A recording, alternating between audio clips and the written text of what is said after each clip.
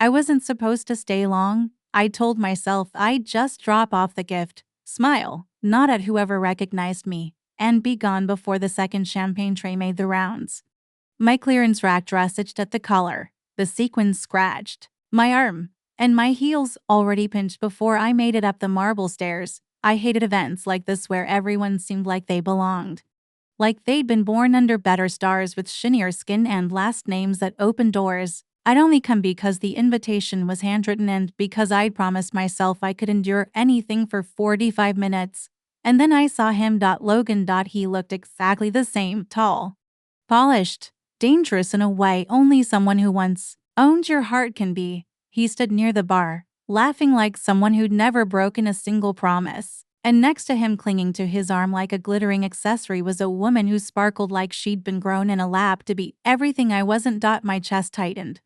I fumbled the gift onto the table, fingers trembling as I turned to leave, but I was too late. He saw me. His eyes landed on me with that same amused flicker I used to mistake for affection. The kind of smile that says, "You're still exactly where I left you." He started walking toward me, casual, confident, predatory. And I panicked. I didn't think. I didn't plan. I just grabbed the nearest hand I could find. It was warm, steady. "Mail, please," I whispered, not even looking. "Play along." The hand squeezed mine gently. Then a calm voice replied, "There you are, darling." I was starting to wonder. I turned and finally looked at the man whose hand I was now holding. He was tall, dressed in a simple black suit, no tie, hazel eyes that didn't flinch, didn't ask questions, just accepted the role I'd thrown at him. Logan stopped mid-step. The stranger didn't. He brought my hand to his lips and kissed it soft and easy, like he'd been doing it forever. Then he wrapped an arm around my waist and leaned in with a whisper only I could hear. "Whatever this is, you've got me. Just nod." I nodded. He turned us both and led me away from Logan, away from the bar, away from the girl who sparkled.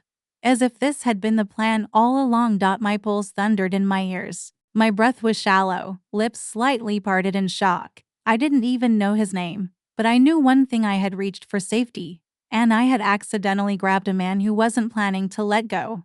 We slipped out of the main ballroom like fugitives. Everywhere the light glittered.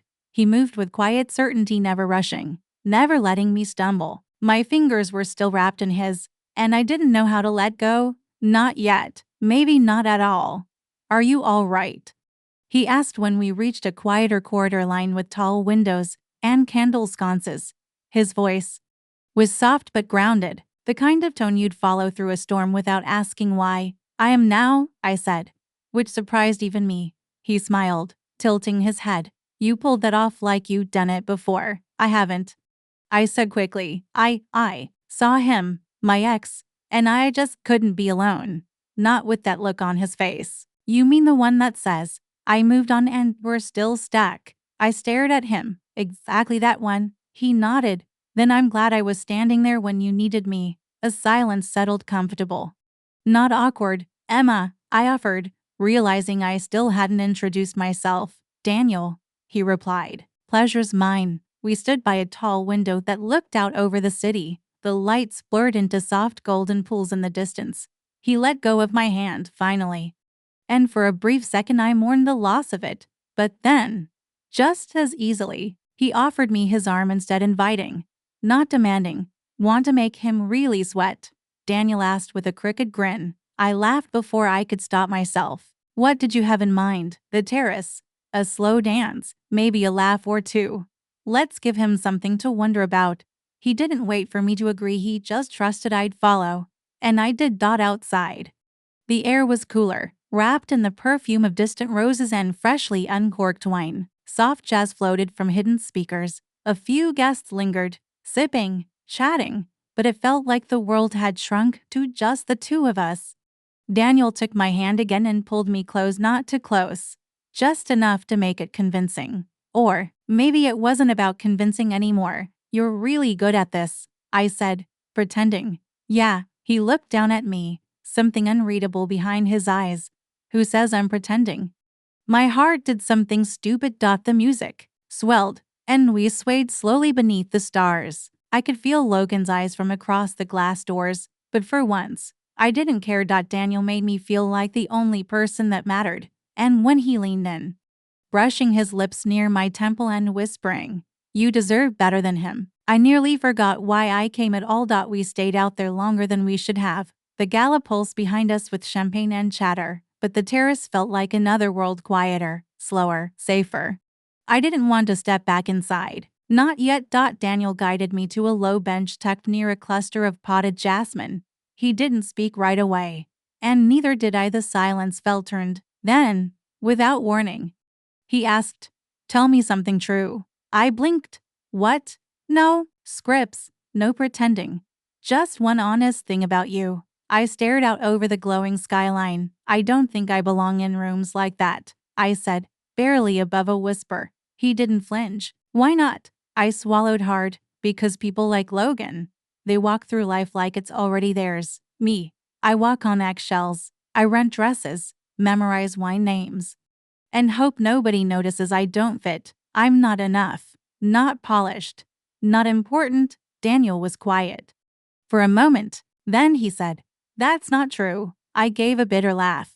"You don't even know me. I know you faced a man who once broke your heart and refused to let him see you break again. I know you're brave enough to pull a total stranger into your story just to survive the moment.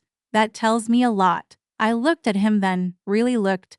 He wasn't just playing anymore, and neither was I. The moment stretched between us like warm taffy, sweet, slow, and a little dangerous. "Can I buy you a drink?" "Emma, I thought drinks were free at these things." "I meant somewhere else," he said. "Somewhere there's no chandeliers or cold stares. Just you and me, for the first time in what felt like years." I didn't feel like running. I nodded. "Just one." We ended up at a little bar a few blocks away. Nothing fancy. Dim lighting, faded red booths, the kind of place that smelled like old wood and coffee grounds. He ordered whiskey. I asked for tea. He didn't laugh.